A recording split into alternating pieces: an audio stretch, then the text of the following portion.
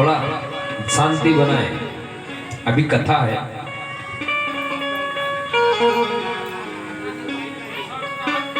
राजा इतना मोहित हो चुका था, सुरुचि को लेकर के आए और सुरुचि के आते ही,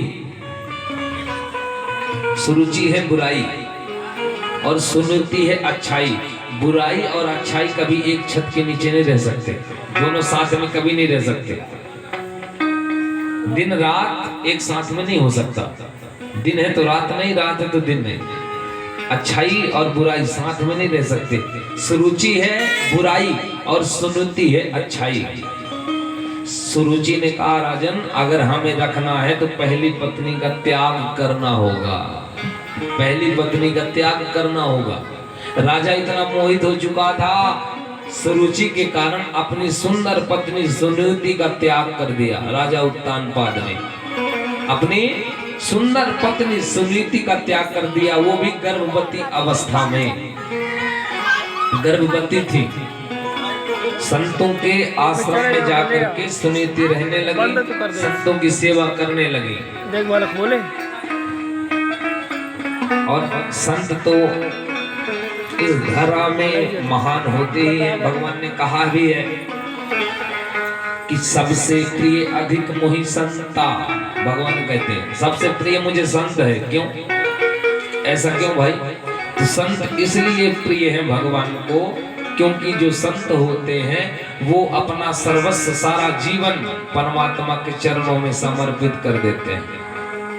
संसार के सुख को त्याग करके सारा जीवन भगवान के चरणों में लगा देते हैं। इसलिए भगवान कहते हैं कि प्रथम भगति संतन करे संगा, दूसर रति मम कथा प्रसंगा।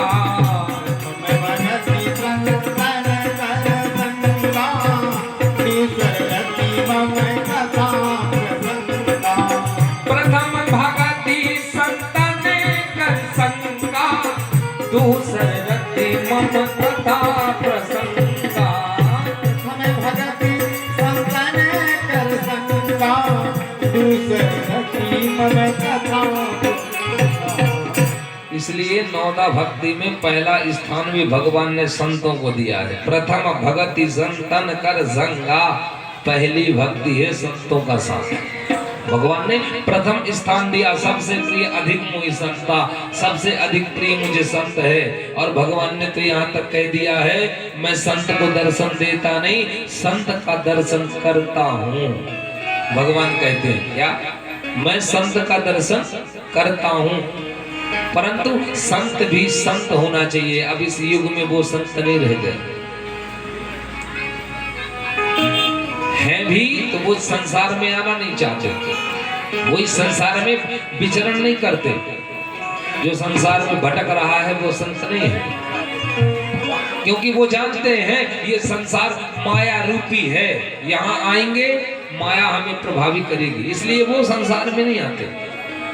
जानते हैं कि माया का प्रभाव होगा, इसलिए वो जंगलों में, वनों में, कंदराओं में, गुफाओं में रहते हैं, यहाँ नहीं आना चाहते। वो अच्छे से जानते हैं ये मोह रूपी, ये माया रूपी संसार है, इसलिए वो यहाँ नहीं आते, दूर है यहाँ से।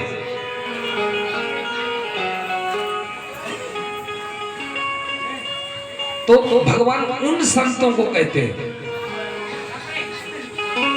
जो विरक्त इंद्रियार्थ है, जो विरक्त हो चुका है वही तो संत है। जिसने अपनी समस्त इंद्रियों को जीत लिया हो, जिसकी सारी इच्छा ही समाप्त हो गई हो, वो है संत। जिसकी कामना ही समाप्त हो गई हो, वो है संत। आज